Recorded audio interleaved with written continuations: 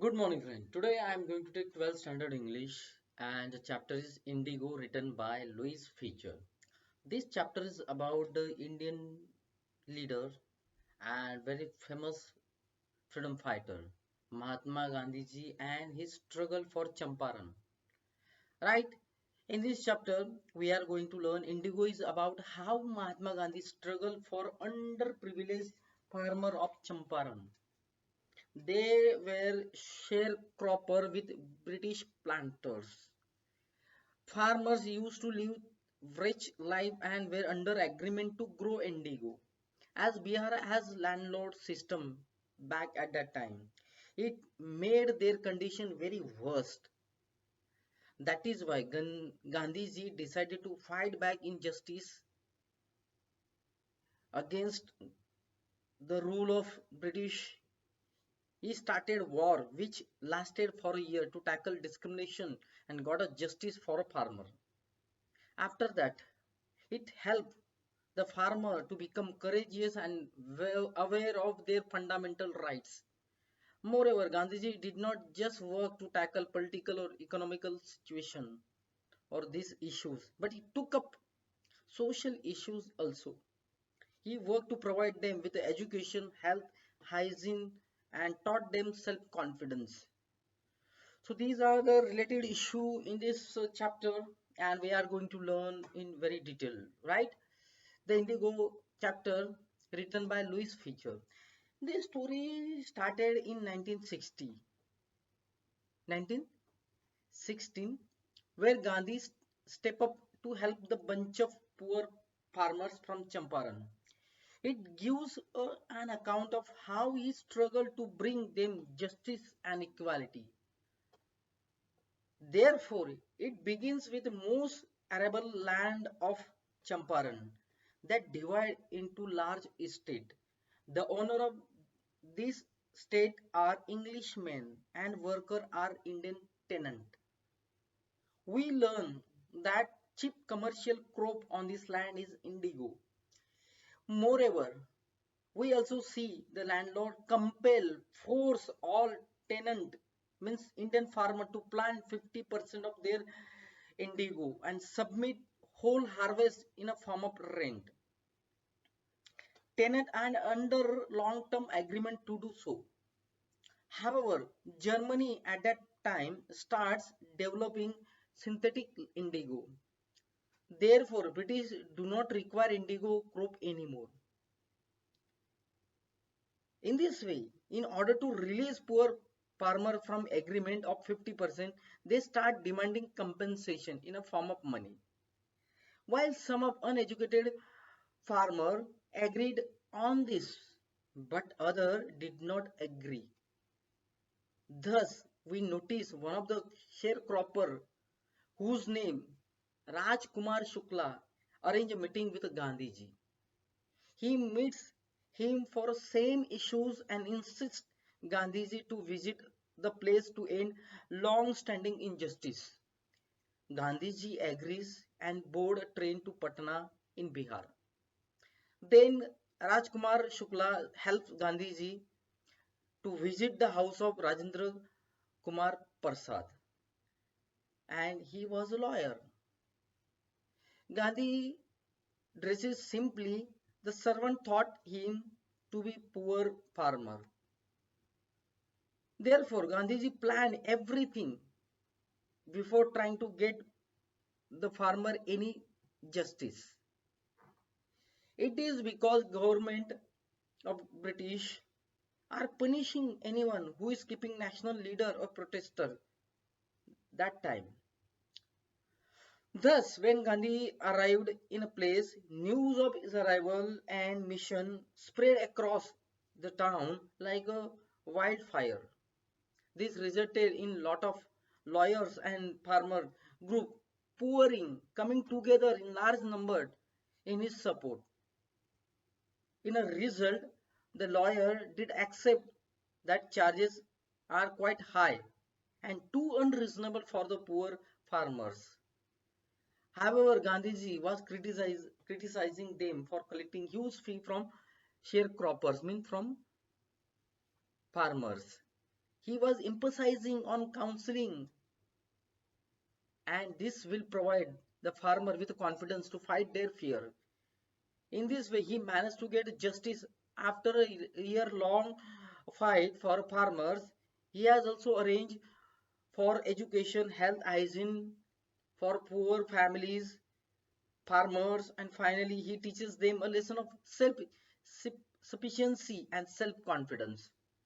So in this way, we can say, in this chapter, we learn how Gandhiji did not merely help in freeing India, but also working for betterment of his countrymen from very start, from the very beginning, right?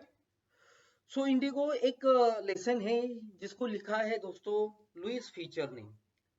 इस chapter में छात्रों की सहायता से सिखाया गया है Indigo के बारे में, कैसे महात्मा गांधी जी ने चंपारण के वंचित किसानों के लिए संघर्ष किया।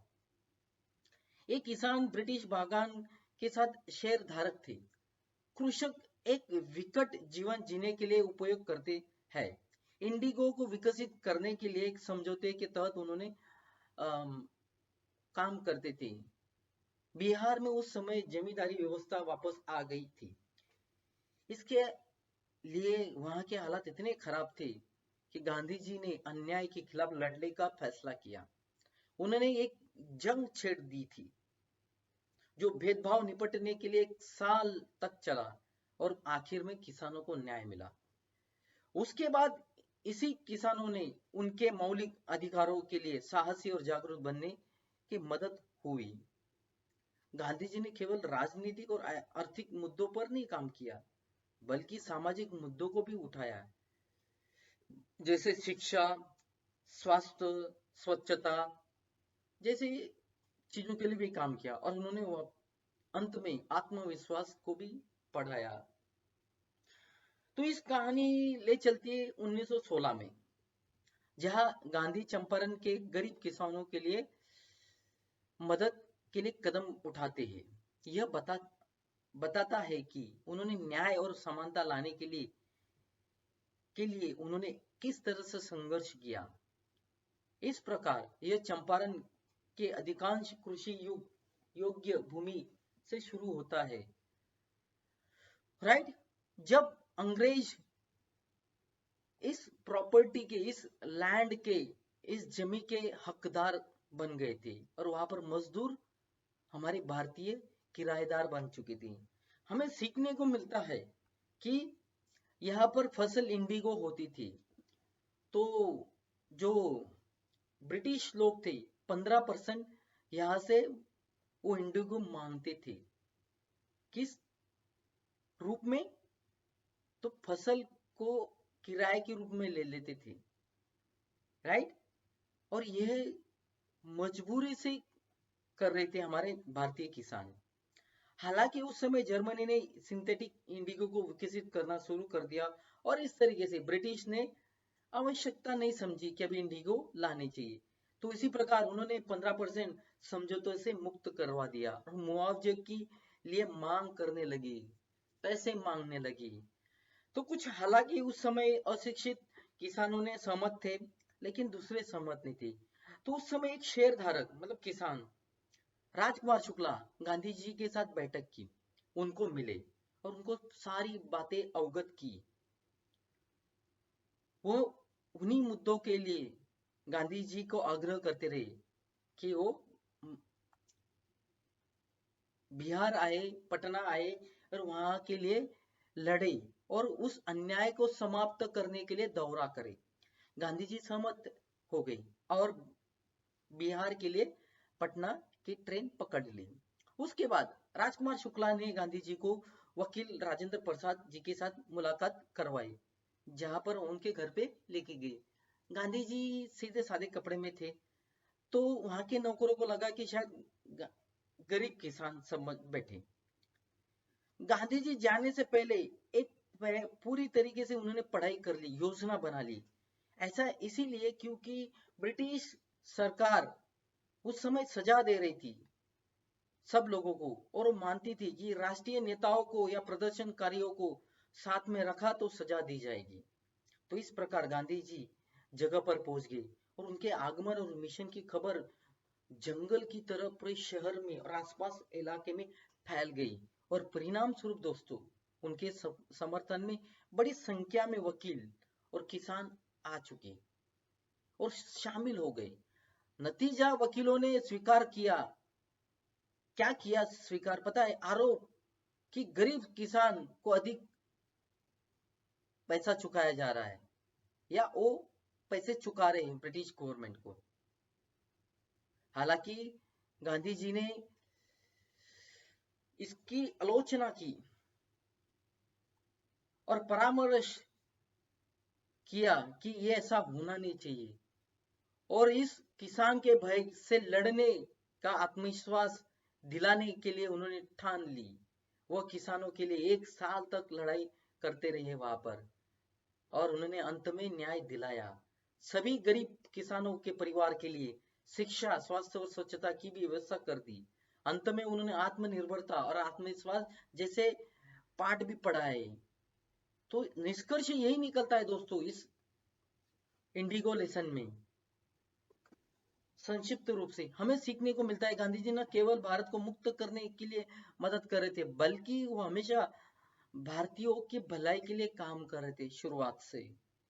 तो यहाँ पर कहीं ना कहीं आजादी के समय वाली बात है और सवाल है कि लोगों को जागरूक करना, उनके लिए न्याय के लिए खड़ा होना, यहाँ पर गांधी जी का रोल बहुत बड़ा है। तो इस लेसन को पढ़िए और देखिए कि इंडिगो के लिए उन्होंने क्या किया, गरीब किसानों के लिए क्या किया। Right, let's read and go through the chapter. Definitely you will get a clear picture and clear summary. Right, thank you, wish you all the best.